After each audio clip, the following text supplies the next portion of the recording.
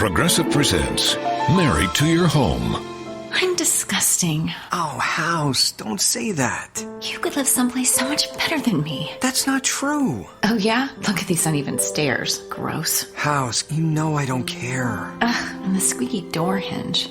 Well, I think it's cute. No matter how much you already love your house, you'll love it more knowing you could save big bundling your home and auto with Progressive. Coverage from Progressive Casualty Insurance Company, affiliates, and third-party insurers. Bundle discount not available in all states or situations. You are now tuned into the. You are now tuned into the. You are now tuned into the Fraudcast. Hi guys, welcome to the Fraudcast. You have found part 2 of a 3-part series we are doing on multi-level marketing and the scams and frauds that are contained within that. In part 1, we talked about multi-level marketing companies in general and why they are so scammy and fraudulent in the way they get you in to be a consultant, how you make your quote-unquote money, which you don't actually make money. That's sort of part of the scam. Go back and listen to episode 1 that'll talk all about those kinds of things. But for now, Roberta Blevins and Carla Stemler-Hadfield and I are back to talk about LuLaRoe specifically. Now, we're talking about this because both Carla and Roberta have appeared in separate LuLaRoe documentaries. And Carla was in the Discovery Plus one, which is the rise and fall of LuLaRoe, and Roberta was in LuLaRich, which is on Amazon Prime. And they are both former LuLaRoe consultants and have now moved into the anti-MLM, anti-financial scam sort of area. Although Carla also owns Decades Rock and Pop, which is the original rock and pop culture boutique. We're going to talk about LuLaRoe. Thanks for joining us. Carla was in a documentary called The Rise and Fall of LuLaRoe, which is on our beloved Discovery Plus. Although my understanding is your experiences with people there, it's not our beloved, but Carla is also a 90 Day fan, which is how we connected initially. And she was, I think I literally was like, oh my God, you're the girl from the video, from the documentary. I think that's what I said to her after she reached out to me about, we were talking, I think there was something about financial scams on 90 Day, and she DM'd me something about it, and I was like, oh yeah, well, what was your scam? And she's like, oh, LuLaRoe, and I recognized in her Instagram handle because I had just watched the documentary, and I was like, oh my God. Yeah. So I was fangirling over that. And then I ran across Roberta on TikTok one night, and I became a total fan. And Carla and Roberta knew each other, and so when we started planning this episode, this is how it came together. So I'm totally fangirling. Roberta was in the other documentary about LuLaRoe called LuLaRich, which is still currently on Amazon Prime. And those were, so we're going to talk about LuLaRoe specifically, your experiences with LuLaRoe, all of these things. We're going to talk about the documentaries. My listeners, viewers of the TV show, they also generally, there's a lot of crossover with documentaries and scam and fraud and all of that kind of thing. So since there's a lot of that, it's just, I felt like this was a perfect fit. So I'm going to start with a question for both of you. Okay. Is LuLaRoe a cult? Yes. Absolutely. Okay. Tell me. Hands down. I was going for a dramatic, like Keith Morrison type, Yes. Is LuLaRoe a cult? Yes. And they both said yes. Yes. Mysteriously. They read each other's minds. It was a white lady cult hiding in plain sight. Yes. Your average stay-at-home mom. But no one would have ever different. suspected the leggings for 1 second. So tell me what is LuLaRoe? Let's start with that, because some people don't know. Some people live under a rock or had were not glued to Facebook in 2016. When, oh my goodness. When all the lives were happening and all of the things were happening. So what is LuLaRoe? Carla?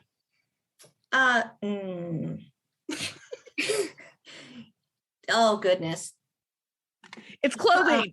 It's For clothing. me, I mean, yeah. That's what I'm going for. It's such a loaded question. It's such a loaded answer for me. It's a soft material, brushed sort of fabric makes it soft material, direct sales, multi-level leggings, skirts, dresses. At one time they had a kids line. At one time they had like a Lux line. Oh yeah, there's been different collections. Elegant collection. And the patterns, I think this is important to note. The patterns are generally really ugly. And some of them are cute. Stolen. Well, there's that too. We'll talk about that. So I am guilty of it. I have multiple pairs of, I have owls. I have whatever the ghosts are that are like the crows that are in the clouds. I have those. Yeah. I have the ninjas. Yeah. I have a couple different ones. And they have ones that I've won, and they're the really ugly ones that wouldn't sell, that they give you as a giveaway, to entice you to buy stuff. So LuLaRoe is a clothing company, and it was started. Do you want to give the history, a little bit of the history? Because I think that kind of gives color to the story. LuLaRoe is a pyramid scheme that sells leggings on Facebook. That's just what I was going to say. There you go. I mean, it's not more than that too, but I mean, if we're going to just read or digest it, then pyramid scheme that sells leggings on Facebook. Boom. Yeah. Done. You guys probably saw them or you heard of them, these buttery soft leggings, and they have really weird patterns, and then they collapsed, and then there was this whole exodus. And then I think personally, the current anti-MLM movement sprang up from that which you rise from, Roberta and Carla. Yes. Like that implosion of LuLaRoe, I think, is sort of the genesis for the anti-MLM movement as we know it now. I would definitely say it's a catalyst for sure. I mean, there was a small anti-MLM movement that was created there. They were on Reddit. They've been there. If you look, you can find articles of people who are very vocal. But before social media, it was hard to get your message out there. And so even a small anti-MLM movement, like with Robert Fitzpatrick and Stephen Hassan and Doug Brooks, and like all of these amazing people who were doing it way before we came along, it really wasn't until, I would say LuLaRoe was definitely a catalyst for sort of being like, oh, there's a community. Oh, there's a lot, because we all got in quick, hard, fast, and it crashed. And we were like, what the fuck? And there were a lot of really smart women who were like, I'm not the problem. Okay. Like, I know it's not me. And I know it's not them over there either. Like, I know that the common denominator is you. So let's start looking. And honestly, like, we'll get to that, but like, just that realization of like, it's not us. Yeah. Was very much a catalyst for not only the movement, but the vocalization of the victims, of people being like, I'm also willing to say that this happened to me. And it just sort of went from there. I love that. You're out there advocating to help other women, which as you have said, that's why you got into MLM to begin with. So you wanted to help people. I don't know how selling leggings helps other women generally. It makes them feel beautiful. Okay.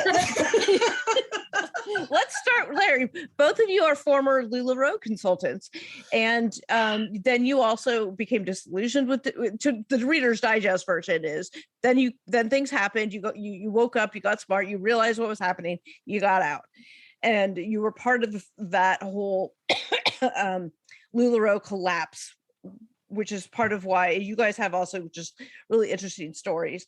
And I'm definitely glad that your stories were included in these documentaries, these respective documentaries. So you guys were both reps. Briefly, like give me your story. Tell me what happened to you, why you're at where you're at. What happened? No, what do we say in AA? We say where you were, like what happened and where you are now. And where you are now. Yeah. There it is.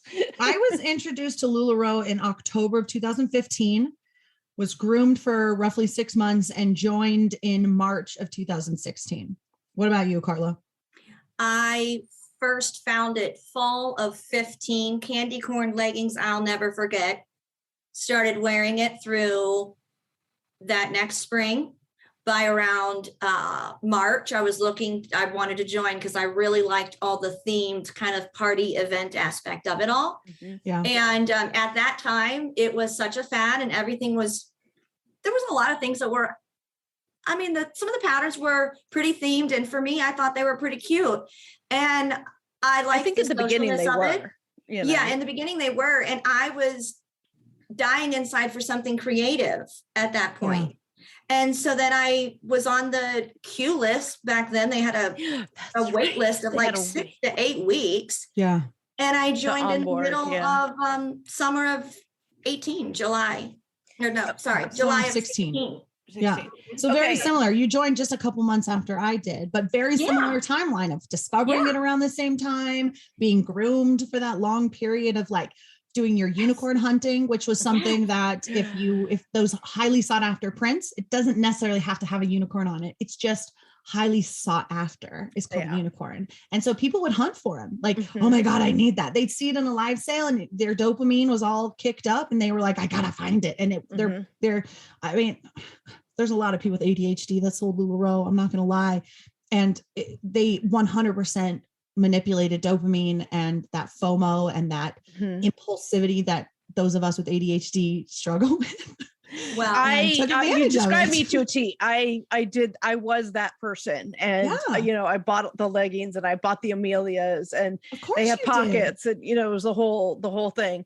But it was like, you'd see the Amelia and you'd think about it for weeks and weeks and weeks. And then maybe a couple weeks, you'd be like, you look like you're my size. Do you wear an Amelia? What do you think? And then someone would be like, oh my God, it's the best dress I've ever tried. And then you're like, I'm on the hunt for Amelia now. And then the next week you're buying an Amelia. And then the next week you're buying 2 more. And then you're buying 3. And then you have 10 and 4 of them still have the tags.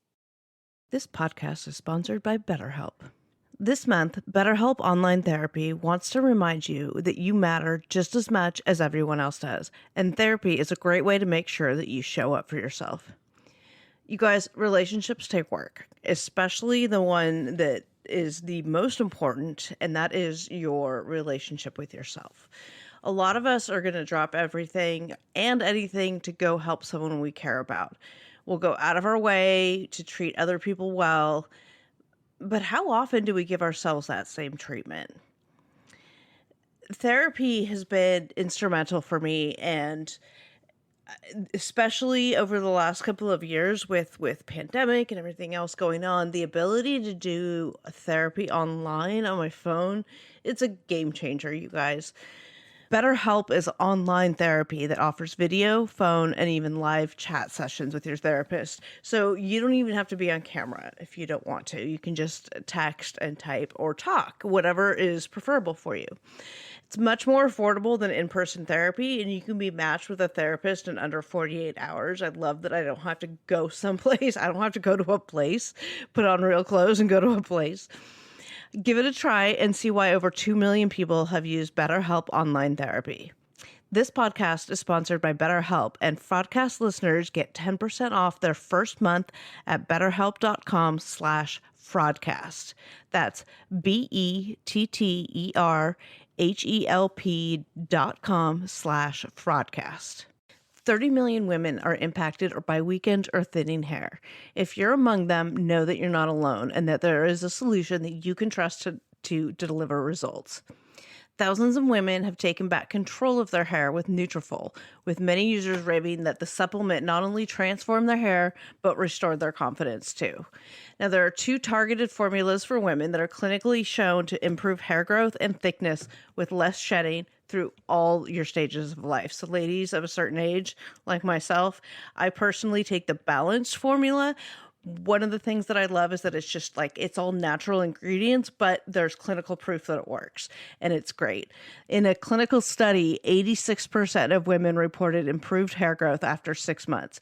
More than 1,500 top doctors recommended Nutrafol as an effective and high-quality solution for healthier hair. You guys, this stuff really works.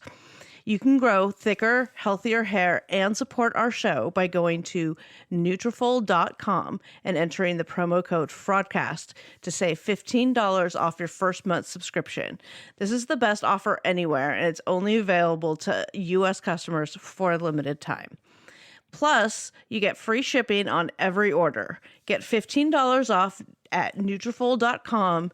That's spelled Nutrafol.com, and then promo code Fraudcast. Yeah, what's often not talked about too is that there is a huge addiction component to Absolutely. what was happening in LuLaRoe those days. It's happening in the Fizz ring bomb parties and a couple of other things. You don't even know it when it's happening. And for me, having that history, and like she said, the unicorns and the hunting, it's like roulette. Trade one addiction for another. That's one part that's really not talked about a whole lot. Well, I'm glad that you mentioned that, Carla, because I wanted to touch on briefly your quote unquote why, like why you got started. And you mentioned your addiction, and you guys, like me, Carla is in recovery. I'm very open and public about it on here. So, so, I think that addiction thing and the dopamine and all that stuff, and I would love for you to get to tell me how you got it. And because I think for both of you, your why you decided to join, I think there's incredibly relatable stories. And, I think the listeners would benefit from them. So if you could go into that, Carla. Yeah. For me, my husband passed in December of 2012. My little boy was 3. I spent the next, 3 years or so self-medicating, and had always been an artist in my soul and being, and an event person with different things that my grandparents and my family did as I grew up. And I knew what my coping skills were. I just wasn't strong enough at that time because of the intense grief to pull myself out of it. So when I prayed, just God, just please bring me something creative, I felt like LuLaRoe was my answer. And for me, it was creative. It was social. There were certain aspects of it in the very beginning that were healthy-ish for me. But there is that addiction component to the surprise boxes and wanting the unicorns, and at that time it was a fad. And then, about a year and a half later, things just kind of changed. And then we parlay into part of what was talked about in the rise and fall of LuLaRoe, with being taken advantage of by certain family members of the owners. And we'll get into. So we can do that later, but in the beginning, LuLaRoe, I felt like was a good answer for what I was missing. And I do have to say that with the trailer travels in the beginning and having the LuLaRoe themed Airstream,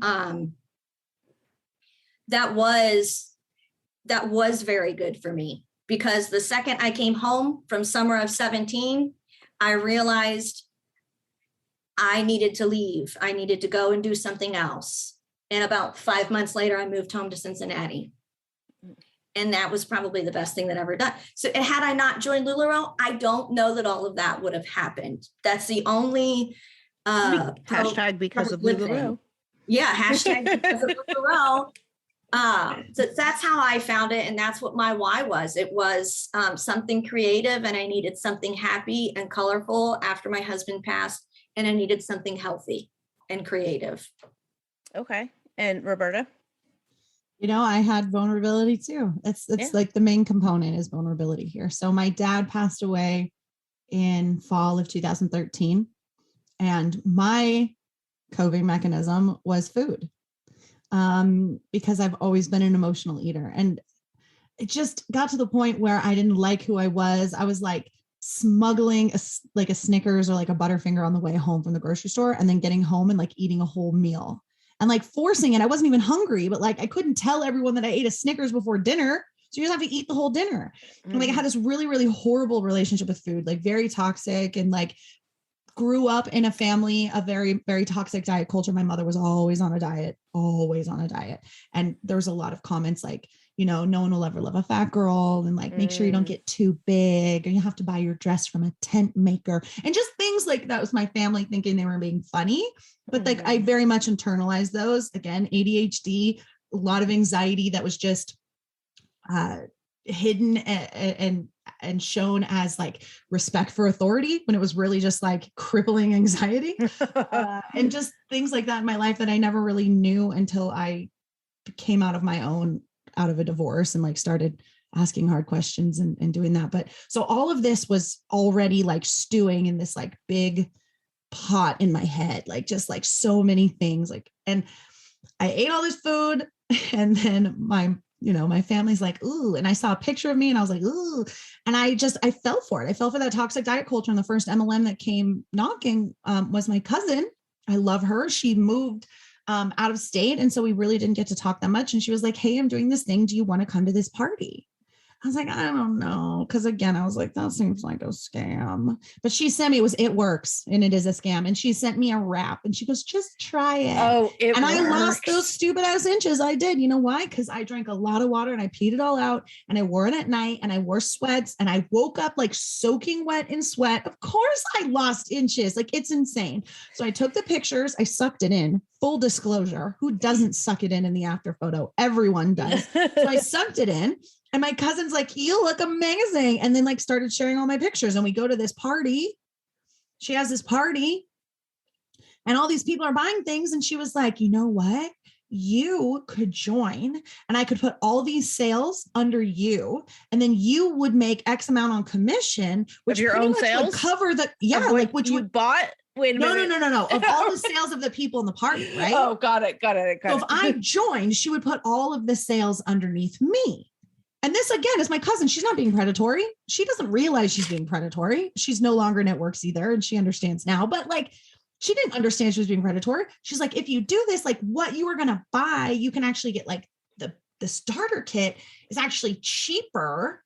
Plus you get more, plus you'll get all of these sales. So you'll make whatever. So you're actually coming out on top. Again, remember, it's like, you're not getting anything for free. You're paying for it and it's offsetting the cost, but you're still paying for it. Mm-hmm. And it's like, okay, why not? You know what I mean? And you join. Why? And here I am being this ridiculous hunbot trying to get people to like drink shakes and wrap their bodies. And I'm thinking like, why did I even join up for this? Because I got a discount, because I got free stuff. Who am I? So I realized that MLM sucks. And I was like, I got out after 3 months and I was like, I don't want to do that again. I don't like the website. I don't like sending people. I don't like having to do this. I don't like these auto ships. I didn't like having to like move things around. I hated all of it. It was the worst. So when LuLaRoe comes around a year later, it looks nothing like it works. Nothing at all. I think I'm safe. It doesn't look like an MLM, right? Tell me why it didn't look like an MLM. Let me show you. One, no replicated website. There was no like monthly fee that we had to pay, that we had to re-up to have this monthly website that every single person was going to be selling the same thing of, right? If we're all selling Mary Kay, there is no incentive for me to shop with you. And there's no incentive of like my mom to shop with you. If she used to shop with you and I joined Mary Kay, she's going to shop with me now. You're going to lose whatever it is. You know what I mean? Mm-hmm. Like it's the same. It's all the same. Same product. Yeah. Same product, same colors, same bonus, same limited edition, same everything, same sales. So I'm like, LuLaRoe's not like that. Everything is different. Everything's new. Everything is changing. The prints are changing. Well, some of the prints are ugly, but don't worry about it, because if you're only buying prints that you like, you're only going to attract customers that you like. If we give you a really good variety of prints, you're going to get a really good variety of customers, and you're going to get people that like stripes and people that like flowers and people that like hot dogs. And it's going to be great. Wow, that's impressive. So like the first red flag of me being like, well, and they give me this answer and I go, oh, I've never owned a boutique before. That makes total sense. Like, you know what I mean? Like there's this ridiculous lie that makes me go, I'm listening and continue. So that was the first thing, was like, everything's different. Here's the other thing. If we're all on the same team and I've got this, that's a small, and you've got it in a large, and my customer wants it in a large, but I only have it in a small, in our team page, I'm going to go, hey, I've got this piece. I've got someone looking for a large. And then Carla's like, I have that in a large. And I say, let me send you her info or whatever. Right. So now I'm giving Carla a sale. And Carla's like, which you get a percentage of because she's on your team. If she's underneath me, then yeah, I would get a percentage technically. I mean, yeah, but it's in that way, it's keeping the sale in the team. It's keeping the, so I was like, that's amazing. If I have it and they don't, they're going to give me that sale. That's so supportive. It's not there's no competition if we're giving each other sales. So which that was is just a cover for just all another of the- cover for like, hope you don't get the shitty stuff. and Like, all the stuff stays in house. It doesn't go to the end user. Is not a customer outside. right. So Okay. it's like those things, I was like, that's different. The way that you got paid was a little different in terms of It Works and LuLaRoe on the back end. But again, I didn't know that all MLMs are the same, but different. So again, none of the red flags were the same color red. It was covered. We're all different color reds. So I couldn't differentiate between them. You know, what's funny is one of the tests. So I have multiple sclerosis, right? So one of the tests is in your vision to check your vision is the way you see red. So they do this visual test, like if your optic nerves are starting to become involved, like you'll see reds differently. So that amuses me. That's awesome. Okay. Yeah. You so it's that kind of stuff, right? And then also like there weren't a ton of ranks. It seemed very simple. It wasn't as complicated as other MLMs had appeared. It wasn't as spammy. Here's another thing. A lot of MLMs, they're going to be under $500 because that's sort of like a threshold in the franchise opportunity rule is $500, or it might be small business. There's an opportunity rule where the threshold is $500. Okay. And then everything over that is sort of, so MLM likes to stay under it just to fly under the radar, even though they're not technically that, they just like to fly under the radar. Okay. So it's kind of a red flag to be over $500 in terms of an MLM. Having to That's join. why a lot of them are $4.99 to join. Okay. To join, right? So if it's under $500, it's not as huge of an investment, right? So that will entice people who are looking for a discount or who are looking to just sort of buy product for themselves and their friends, the opportunity to buy their discount at a low price. Most MLMs are like $100 for the whole year. So it's not a huge deal. Right. And so those are called what we'll call kit nappers. And those are people that join the MLM for the really good introductory free kit and then never really do anything else. Whatever. So I knew that there wasn't going to be a lot of that in LuLaRoe because it costs $5,000 to start. So only quote unquote serious people. Okay. So that was another red flag to me that should have been a red flag, but because it was so opposite of my only MLM experience, because of the way I was like, packaged. This is total, like, this is different. This is not like that at all. It's different. So it was packaged in brightly colored geometric. Yes, I had a different colored bow. And when I shook it, it rattled a little more than the other one did. So I thought it was different, but it was not. It was the same thing. Which you found out once you were in it. But tell me, you know, they show some of your LuLaRoe experience on the documentary as sort of your rise in LuLaRoe. Saw some fun pictures, which we're going to post of you wearing all your Lula outfits at the conventions, which I'll send you some good ones. For. Okay, we'll post. Yeah. And check out her TikTok because she's got, I think you have a pinned video. So cringy. Awesome. Yeah. Mm-hmm. Like you would go to convention and things like that. Like what rank did you work your way up to and what kinds of things did you do to get there? So I was a trainer and I was also called in LuLaRoe. We have all these, you know, cult speak names. I was affectionately called a coach in the queue, which means that I had enough people onboarded to be a coach, but the ones that I needed to like actually become a coach were still in the queue. And once those people onboarded, it would essentially rank everybody up and I would hit coach. So I was called a coach in queue. Wow. Okay. Yeah, absolutely. Right. I thought it was cool. Like I thought I was so, I thought I was so like, ooh, I never hit coach. People leave. People are always like, retention is like always cycling through. And it's really hard to keep anything or maintain anything as stable because people are leaving constantly. So I hit trainer, which is at least 10 people underneath you.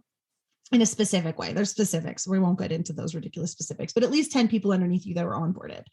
At my height, I had 75 women underneath me in a pyramid. They weren't all directly underneath me, but they were underneath me and then underneath in a pyramid. In LuLaRoe, it's called a tree. That's sometimes why I use that word. People are like, it's a pyramid. Why didn't you say tree? And it's like, well, I'm using the language of the people I'm trying to talk to. This video ain't for you. You know what I mean? So I was a trainer, a coach in a queue. A coach is someone who has 3 trainers underneath them. So you can imagine you have at least 30 people and they're stacked, and it wasn't 30, obviously, and they're stacked very strategically. you could do it with 30 people, but that never happens. I heard about the stacking on some podcast. Maybe it was yours. It probably was. You know what? Now that I'm thinking about it, it was your podcast. You had somebody on who talked totally a thing about how it happens. They stacked in such a way that she didn't get much credit for what she was to be. I don't know. Yeah, absolutely. It was a total nightmare. There was one girl that like hit all the ranks, and because someone underneath her like onboarded, she lost him and she lost everything. And it was always like that. It happened all the time. It was just ridiculous things. But stacking happens. It happens across all MLMs. I have all kinds of stories of people admitting to doing it and having it done to them on my podcast. And that's just arranging. And I was all stacked the people, too. Right, arranging all the people on your team to maximize the profit for the top. Building the most profitable pyramid. Not to help you, even though they'll say they're helping you to benefit you. It's not. It's all for their individual. Right.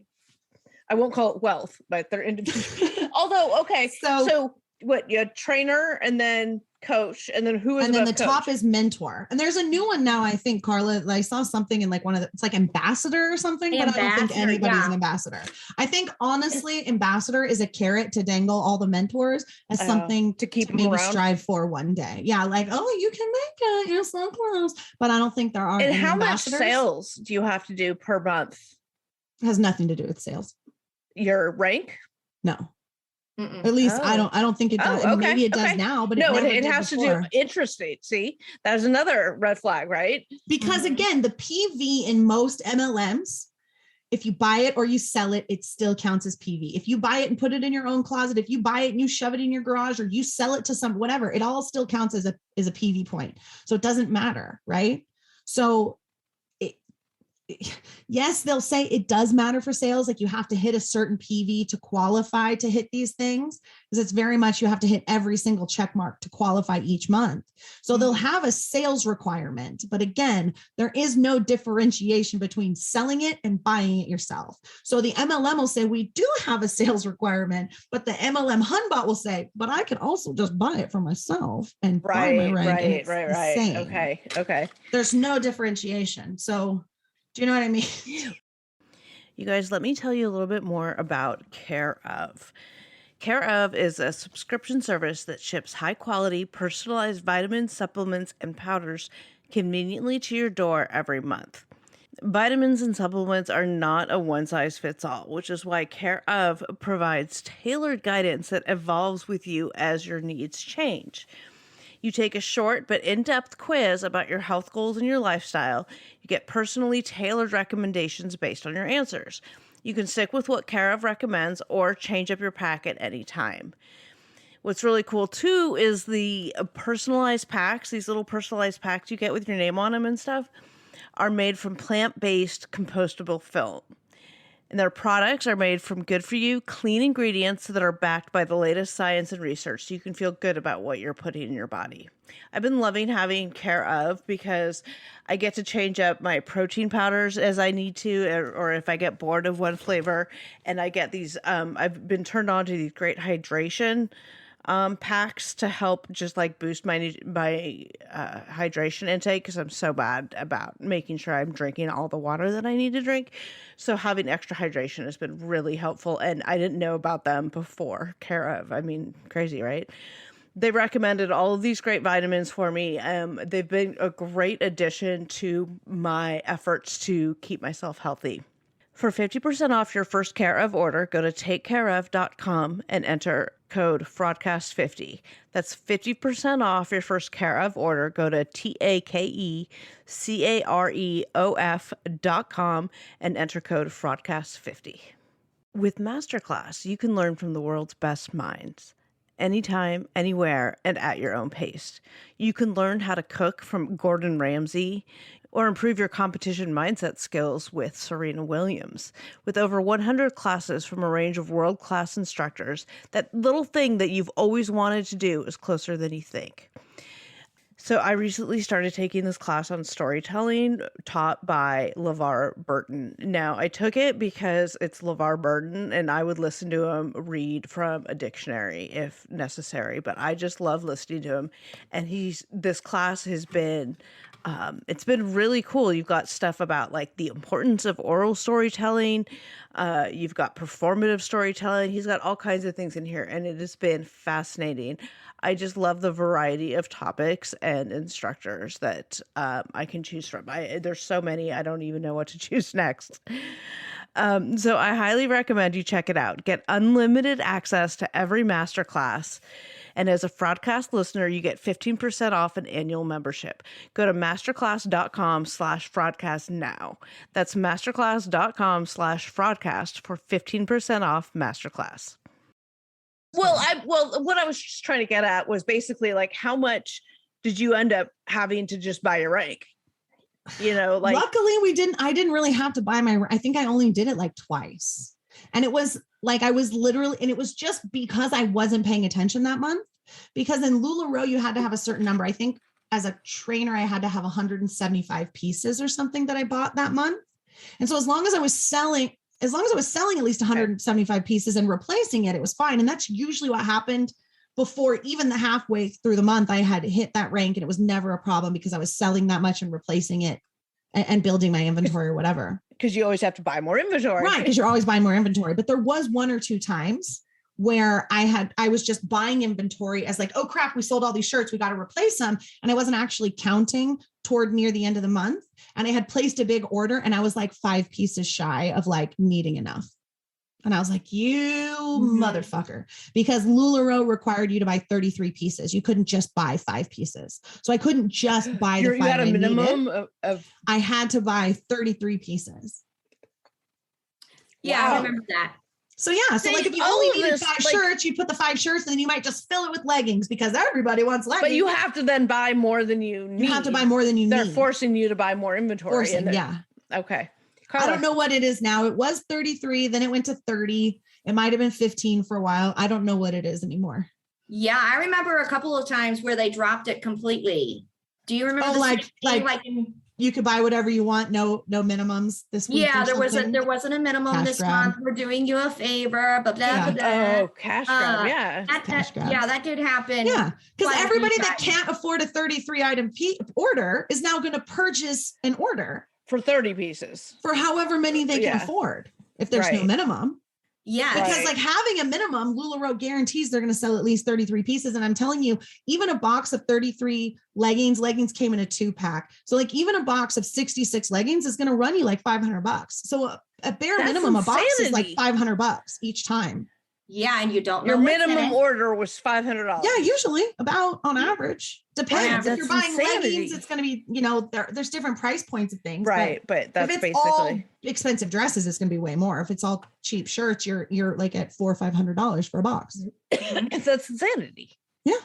And so it's like Insanity. and so at that point, I'm like, I have to do this. Like, I've got 4 days. I'm not going to sell enough to like, what brand or like what line do I want to bring in? Was there a skirt I wanted to try? What can I order 33 of really quick? Did I want to bring in a Really style? quick. Let me go spend $500. Really quick. Let me just go spend $500 really quick because I've got a $4,000 check on the line. So I can't not get that $4,000 check. Because you have to have the everything I rank need. to get the certain percentage of the Absolutely. people below So you. It's all a scam. And I think anybody who's been in an MLM listening to this completely understands and is going, yes, yeah. I had to do that too. I've talked to people who are like, I had to make, in other MLMs, it's different, right? To hit that rank. Some MLMs, you have to have a new customer, at least a new customer a month, right? Someone who's never bought from you before, a brand new email address, basically, God. to purchase. So how many fake Gmail burner accounts? So absolutely, they're called ghost accounts. Oh God. And they are ghost accounts. It happens a lot. Sometimes they'll call it like, oh, you're just going to recruit your husband and then you can buy what you need on your husband. And then you're getting a commission on what you buy on your husband's account because he's underneath you. And then you can build up your husband. In Beachbody, Once you hit the upper echelons, as you go up the rank, you can actually open up what are called business centers, which are basically like another person on your pyramid, but it's just an entity. It's a business center. It's basically a hun that's a building, but it's a proverbial building. There's no building. It's called a business center, right? Wow. So Okay. you can control another leg, basically. And in Beachbody, when you hit the upper echelon, you can control up to 52 business center burner accounts. I'm talking huns on your pyramid. I'm not talking ghost accounts with an email address. I'm talking people who are quote unquote signing up for the opportunity. Like you can control up to 52 accounts. I'm about to fall off Tell me my how that's not chair. a pyramid scheme, that the hun is controlling 52 accounts underneath her pyramid, and that's not a scam? Is Beachbody the one where the consultants are personal coaches? Yeah. Coach you. Like I had so many approach me and I'm like, who are you? What's your certification? What's your qualification? No. To train Social me? Security card and heartbeat. Right. So that goes back to something I said on the previous episode about taking back my statement that the end products aren't what hurts people, because that is hurtful. That's harmful. Yeah. You can't have an uneducated person. You guys don't sign up for personal training. Yeah. You know, I have professionals that'll come on my podcast because I'm always trying to extend the anti-MLM community, not necessarily into creators, but into other advocates in other networks and other industries, right? So we've got all kinds of people in the fitness industry who are anti-MLM and who'll do anti-MLM content when it comes to certain Beachbody, Optavia, Plexus, Prove It, those things where they're like, keto isn't sustainable. You shouldn't be doing this. This shouldn't be is a drinking scam. ketones. It's expensive pee. It doesn't work. Like, here's the proof. Like just explaining it and saying 2 pickles isn't sustainable for a snack. Like you should be eating more food. Why are you starving yourself and paying someone to help you do it? Like insane.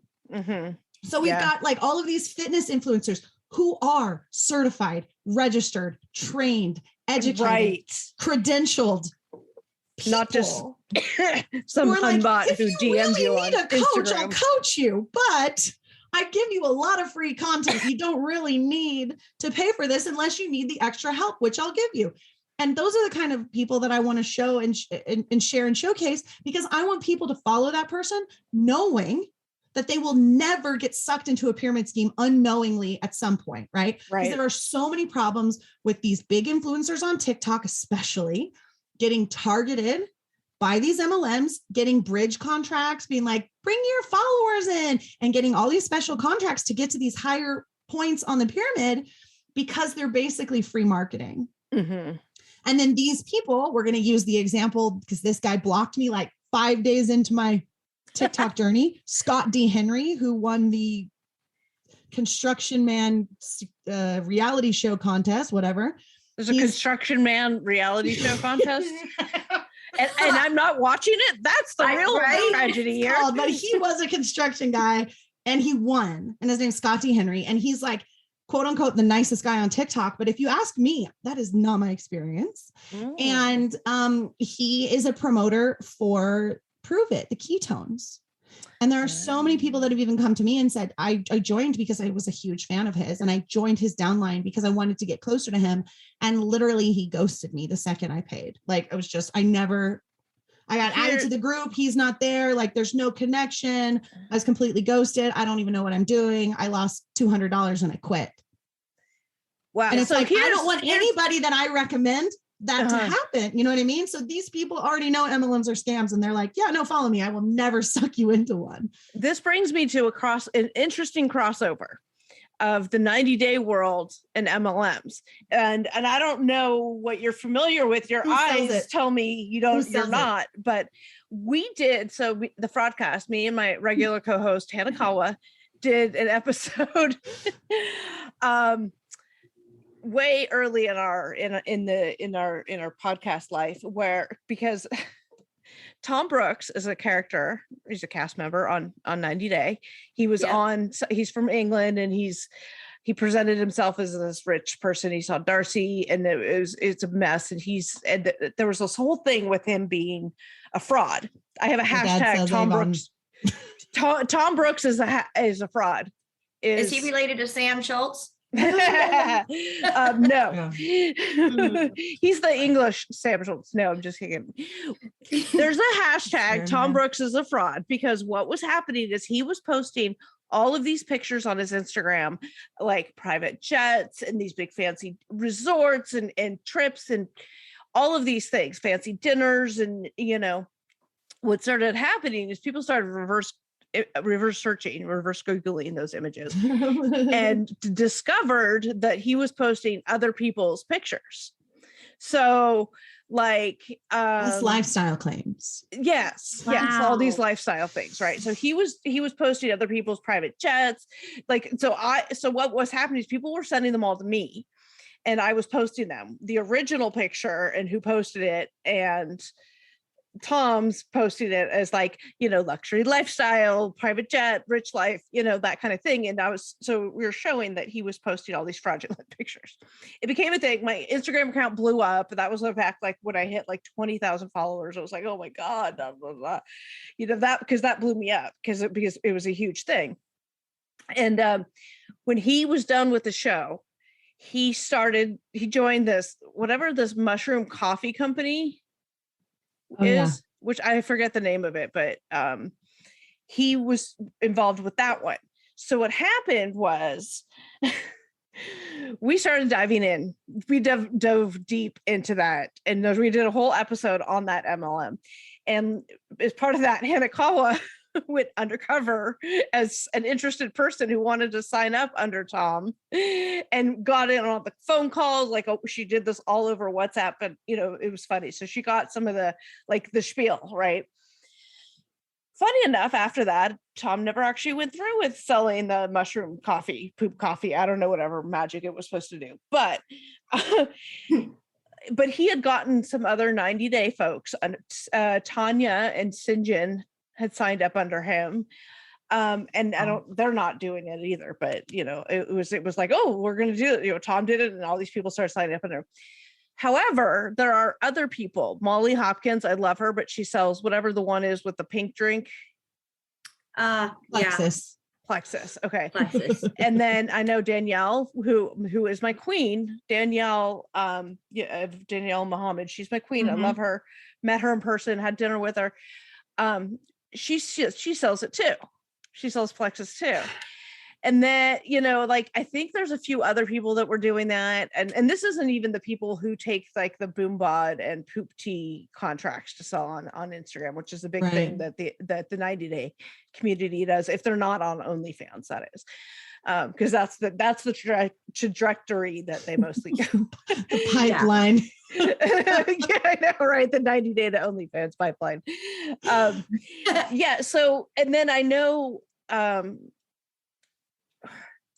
Christine from Sister Wives. Yeah, she sells LuLaRoe.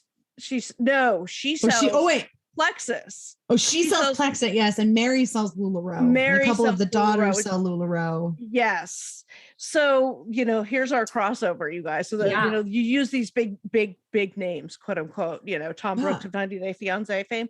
But I mean, MLMs love it, right? Yeah. Because that's what they want, is loyalty and like devotion and like just unmitigated, like, I'm not going to ask any questions. I'm just going to go along with what you're doing. Yes, yes, yes. Like, it's just an echo chamber.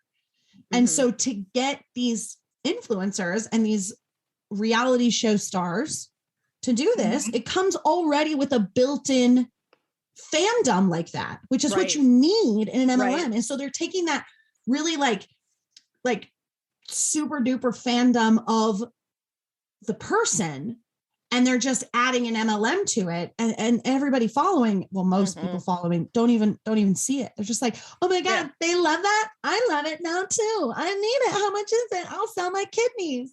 Like it does. It's FOMO. I can be closer. You know, Tori Spelling and Ian Ziering sell New Skin. What? Yeah. Ian Ziering, Steve Sanders of 90210 sells New Skin, and Tori Spelling is on his team, and they call themselves #Team 90210. Oh, that breaks my heart. Yes, it breaks my heart because these people think they can join the team, work really, really hard, buy their ranks using ghost accounts, qualify for these ranks to get these bonus checks, to pay for these trips, to go to these things, to hang out with Tori Spelling for the weekend on the beach in the Bahamas. To like, what?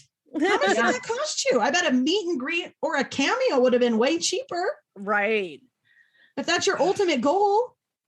Like it's just the celebrity aspect. We saw it so much in LuLaRoe, the celebrity aspect of things, the way that family used their loose connections to people to placate people's emotions and just pump us full of dopamine. It was wild. I mean, Biz Markie would come to things. Yeah, talk to me about that. Talk to me about the Biz Markies and the Katy Perrys and the Kelly Clarksons and how those events. Well, I mean, that's where we meet Sam Schultz. Like that's where all this comes to. This is the crux, right? Sam is the connection here to all of this because Sam, which you met in LuLaRoe, she has a big old hole in his pants, and you meet because Carla talks about him. Is he in yours too? Mm-hmm. He is. He gets a much different slant. Clips. I don't remember. I haven't watched it since it came out. He's not in it, but I gave lots. Yes, those photos were our photos, my photos of all of the different experiences, and like he's talked about a lot. Not just you, like the whatever the voiceover people, for everybody for everybody that's like, who's Sam Schultz? Like the best way I can describe him, and every time I say it, people laugh and go, oh my God, yes, he is the Billy McFarland of LuLaRoe. If you've seen the Fire Festival docs, Fire Fraud, it was also done by Cinemark, who did LuLaRich. So amazing team, and very similar, talking to Billy, talking to Mark and Deanne, getting their side of their narcissistic side of the story while the truth is told around them. I thought was brilliant. I thought was hilarious. But Sam absolutely is the Billy McFarland is a nephew. Of LuLaRoe. Yeah, he's Deanne's biological nephew. Yes. Yeah, he's Deanne's nephew. So the Biz Markie for the LuLaRoe stuff that came into play because Sam's brother is the co-creator of the children's television show Yo Gabba Gabba. Biz Markie had a recurring role on that. Oh my God. Okay. That was the loose connection to get Biz Markie into some of that LuLaRoe event stuff. That's how that happened. So that's the Biz Markie connection. It was like a personal connection. Like he would come to Inspired Tours and just be like, yo, I'm here. So these events, these MLMs have events like conventions and stuff like that where you pay to go and then you buy, God knows what you buy, how much you buy there. And it's like a big dopamine rush. LuLaRoe did many with like famous stars. And I'm going to get to Sam in a minute. They did they had Katy Perry perform. They had Kelly Ziggy Marley at one point. Ziggy Marley performed. Katy Perry. So they had like these huge blowouts, right? Money was no object because Deanna and what's his name are super duper rich. The company went from growth from like 1 to 18,000 or whatever it was in like a year is insane. The growth was insane. They were making a shit ton of money. Sam, Deanne's nephew, was the like hype man event manager, which he admits he is not at all qualified for, but all of the top manager level, like C-level managers, are family members. Literally the most honest thing I've ever heard come out of that man's mouth. Yeah, probably that he's not qualified. Literally. So we meet him in LuLaRich, which is the Amazon documentary. He's actually interviewed. Apparently he has a giant hole in his pants. I missed it the first time. I gotta go watch it again so I can see it. But he appears in the whole thing. I was shocked when I saw the trailer. I literally was like, I literally said, why the fuck is he in this? Is what I said. Like to the computer, I screamed. They portray him as a good guy turned victim. And he is none of those things. Either of those things. So in a nutshell, Sam, he ends up leaving LuLaRoe And what you see in LuLaRoe is it makes him look like a victim and a hero because he sees these bad things, even with his family, and he leaves the company. No, that's not the true story. No. But then after he leaves the company, a bunch of things happen as well. And that are separate from that. In addition to all the fraud and financial shit that, and we're, they did settle lawsuits. They had all these things. There was this other fraud and scamming going on that had to do with Sam. Now, yes. Carla, do you want to start? Do you two want to just, I don't know how you two want to tell this story, but you guys take it away. We can start by saying that like scam is just a serial scammer. Once this stuff started actually bubbling to the surface and coming to our attention, we started looking into him. We found that he had been scamming people way before LuLaRoe, and for many years, and had skipped out on bills and things like that for a very long time. He owned some restaurants in Utah. They were called like Sammy's Pie Shakes. He wasn't paying his employees. In fact, there was a story I found where his former employees actually purchased the restaurant from him and then worked their asses off, paid back all the back pay that Sam never paid, got into the green and like renamed it, and they're doing great. So like good to them. Everything Sam touches allegedly turns to shit, in my opinion. Okay. So I was not surprised that happened. LuLaRoe comes around. He literally, I'll give it to him. He knows how to throw a party.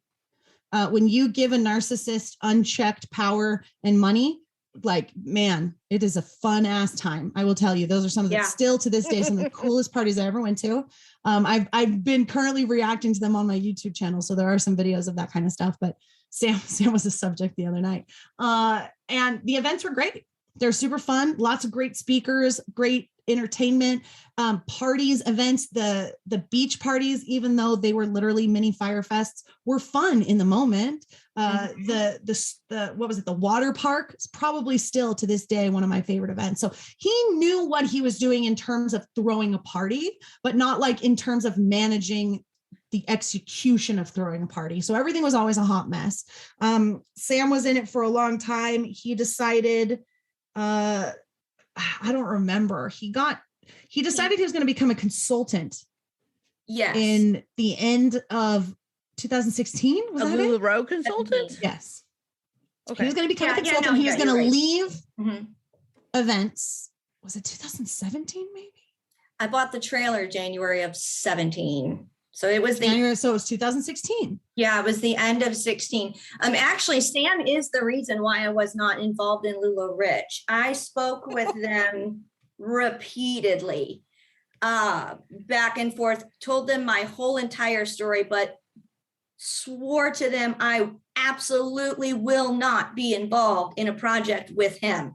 If he's involved in any way, shape, or form, and I go and film for you, and we find out later, I want in my contract that he is not involved, because you're going to get the real story or you're not going to get a story at all. He is the reason, and he's good. And there's other scams. There was a young lady that he was managing her quote music career, and she was paying him a fee every month. He did nothing for her. I saw those guys on tour the whole 2017 with the Lantern. That's right. They formed that band. Yeah, he formed a band called Culture Crew. I can attest, I never saw that man lift a finger. Never. Ever. He doesn't know how to work anything like physical hard. No. He's very good at making things look good, like Roberta said, the grandiose parties and the language. He's good at that. He's very charismatic in that way, which was why he had, you get this guy in a room, in a LuLaRoe training room, and he's extremely charismatic, as all con artists are. Right. That's their key characteristic. Blaringly. But when you're involved in it and they're kind of like on a pedestal, you don't see that. He did not leave LuLaRoe on his own accord. He was let go of for being inappropriate with multiple consultants. He is not just a financial predator. He strikes me as that kind of guy. He is a sexual and financial predator, both. Absolutely. I can confirm that. Not personally, but I know of other people Yes. And I can confirm all of that. Yes. Okay. Yes. So you guys meet Sam. Do you meet him like, because what level consultant were you at, Carla? I was just a sponsor. I had one girl underneath me. I wanted to hit trainer so bad and get the stupid watch. I'm going to say The cheap, watch. fancy, Yeah. cheap, fancy, fake gold watch. Yeah. I just, you're looking at their happiness levels of the fake book and the Yeah. Instagram fake posts, like the lifestyle. Right. It wasn't so much the lifestyle, it was the happiness that I was seeing in everybody's pictures. Because that's what you were, which is an interesting sidebar here, is they told you to how to post things, with the hashtag because of LuLaRoe and hashtag blessed and all of these things. And they encouraged you to spend your bonus checks, so and post it so that you could put out that. So you were falling for that, what they were telling you guys to put out, even though a lot of that stuff wasn't really happening in the background. Right. So his plan was that he purchased an Airstream and he was going to go on a tour and he was going to go to multiple cities and pair up with consultants. So the consultant would plan the event, say he was going to come to Myrtle Beach. I say, yeah, my average event, I don't know, sells, this is totally made up, $3,000. Okay. So in a sense, I would have booked it. He would have brought the trailer that I actually have, and his band, which consisted of 3 members at that time, would play, but it's Sam's inventory. It's not mine that's selling it. Right. His. Yeah. But, so basically what so it is you were is like, selling Sam's inventory. Yeah. him. Well, so he contacted consultants all over the United States and was basically creating a road trip, and he was going to stop at certain spots. He had certain people he was going to order inventory and have it delivered to them so he could like re-up at certain spots. And these women were going to plan pop-ups for him. A pop-up they would normally have, but instead of it being their inventory, it was going to be Sam. And Sam was coming because Sam was Lula famous, and Sam was coming and he was bringing a band, and we are going to have hors d'oeuvres and things. And it's going to be like a block party. And he was going to pull up with the trailer and drop anchor and be like, here's my inventory, and then shop. Yes. So is that how you met him? Like in the organization? Like how is that? So that's how you met him within the organization? Yeah, I met him in November of 16, probably 5 weeks or so, maybe 6 at the most, before he got let go of from LuLaRoe. And then he had an Airstream that he needed to sell. Here I am today with a whole bunch of crap in between. Yeah. Okay. So another sidebar here is we've touched on this LuLaRoe branded Airstream. So you have this Airstream, and when you sold your LuLaRoe, like did you sell mostly out of your Airstream? Did you drive it around, or did you have Facebook like parties? Like how did the Airstream come into it? Because we have to talk about the LuLaRoe branded Airstream. I think it's amazing. Yeah, when I started, I didn't have the Airstream. My first inventory came July of 16, and I bought the Airstream from Sam January of 17. And so in between that time, it was, the house parties and the Facebook, lives and things like that. And then little tiny things in Myrtle Beach, like, your pop-ups. I would bring her to like an HOA, neighborhood, things like that. And then after that, his band was supposed to be opening at one of these festivals. And it was, for me, getting the Airstream out to events was first approached to me like, I can get you in. My buddy owns this festival, as if it was like a great big deal to get approved for. No offense. I actually love that crew very much that owns it now. It's changed names and ownership, but it was actually, in hindsight of what I apply for now and get into mainstream things, it was actually very easy. He was just being charismatic and con artisty. And anyways, so that was the major summer of 17. I left Myrtle Beach and took my trailer to a lot of the same events with the Sky Lantern Festival where his band was performing. So there was quite a lot of time spent in 2017. And of course, I had my youngster with me who was 7 at the time. And Sam kind of stepped in knowing I was a widow and tried to pretend to be big brother at all of these festivals, and which Pearson adored because Pearson thought it was such a big deal to go in this band's RV, reeling us in. That's the grooming you referenced earlier. Groomed me for a year and a half before he ever asked me for a dime. So I truly thought he was my best friend. Oh my God. Truly did. I've been watching all the like Inventing Anna and Tinder Swindler and all this stuff, all these fraudulent. He fits right into that Yes, that lineup absolutely. of people. Yeah, he absolutely does. And so tell me about the first time he asked you for money. Yeah. So when I came back home, summer of 17, after traveling around with Lantern Fest, LuLaRoe Airstream, which was crazy at the time. It was still pretty much in the peak, followed off the highway a couple times. People wanted to buy LuLaRoe when it was just like hanging around all over the floor from being on the highway. They didn't care. They just wanted to look inside and get inside. And then when I came back home, I was really unhappy in Myrtle Beach, and I was very much encouraged actually by him to move to Cincinnati and to go ahead and leave Myrtle Beach. I'll tell you what, I was not home a week in Cincinnati before he approached me with the first thing. It was December actually of 17. And I was very leery at first, and it was supposed to be a medicinal marijuana production plant. He worded it a couple of different ways that he was going to be investing in, and he was offering you the opportunity to also invest. Right. Yeah. It was, yes. Yeah. I remember this too, because he was asking a lot of people. A lot. And I was out of LuLaRoe. When was this? Like fall of 2017?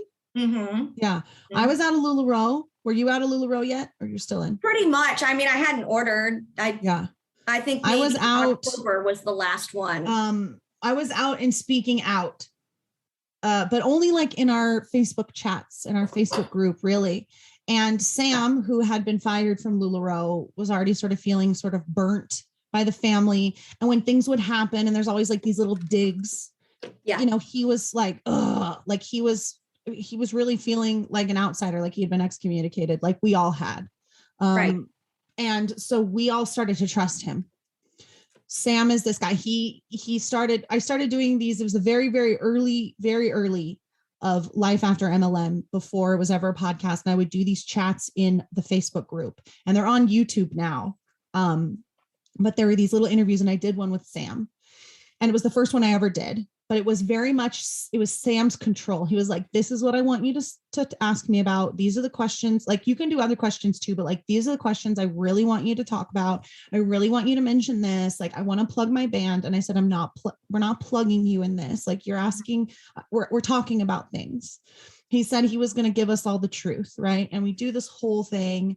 And then he went live another day, and he does this whole diatribe about how he's anti LuLaRoe, and he's going to give us all the secrets, and he has all this stuff. Meanwhile, at the same exact time, he's grooming Carla and all these other people because he's got this great opportunity.